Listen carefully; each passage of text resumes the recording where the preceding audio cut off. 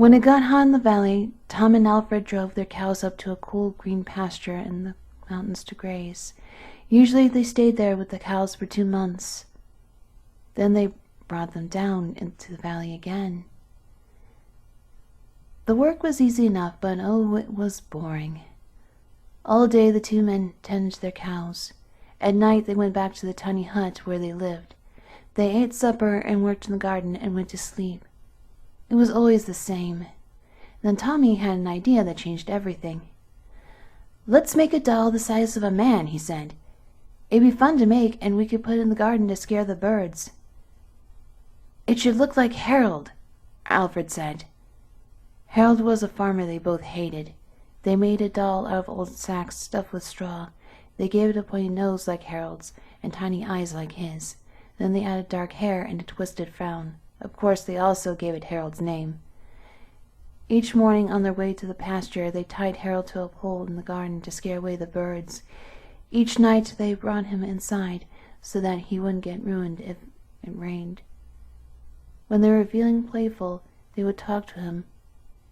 One of them might say, "How are the vegetables growing today, Harold?"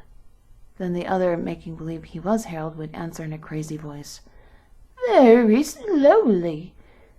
They both would laugh, but not Harold. Whenever something went wrong, they took it out on Harold. They would curse at him, even kick or punch him. Sometimes one of them would take the food they were eating, which they were both sick of, and smear it on the doll's face. "How do you like that stew, Harold?" he would ask. "Well, you better eat it, or else." Then the 2 men would howl with laughter.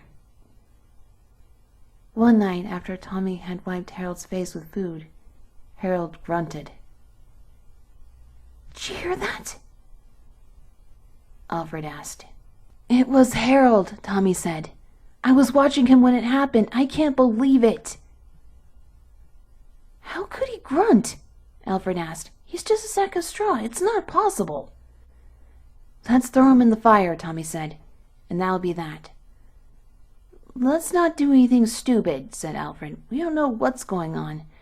When we move the cows down, we'll leave him behind. For now, let's just keep an eye on him." So they left Harold sitting in the corner of the hut. They didn't talk to him or take him outside any more. Now and then the doll grunted, but that was all. After a few days, they decided there was nothing to be afraid of.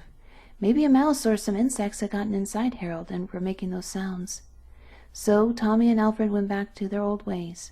Each morning they put Harold out to the garden, and each night they brought him back into the hut. When they felt playful, they joked with him. When they felt mean, they treated him as badly as ever. Then one night Alfred noticed something that frightened him. "Harold is growing," he said. "I was thinking the same thing," Tommy said. "Maybe it's just our imagination," Alfred replied. "We've been up here on this mountain for too long." The next morning, while they were eating, Harold stood up and walked out of the hut. He climbed up on the roof and trotted back and forth like a horse on its hind legs. All day and all night he trotted like that. In the morning, Harold climbed down and stood in a far corner of the pasture. The men had no idea what he would do next. They were afraid. They decided to take the cows down into the valley that same day. When they left, Harold was nowhere in sight.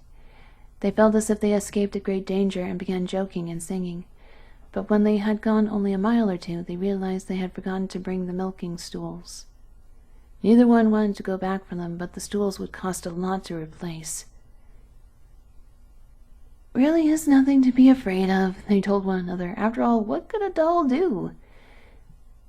They drew straws to see which one would go back. It was Tommy. "I'll catch up with you," he said, and Alfred walked towards the valley. When Alfred came to a rise in the path, he looked for Tommy. He did not see him anywhere, but he did see Harold. The doll was on the roof of the hut again. As Alfred watched, Harold kneeled and stretched out a bloody skin to dry in the sun.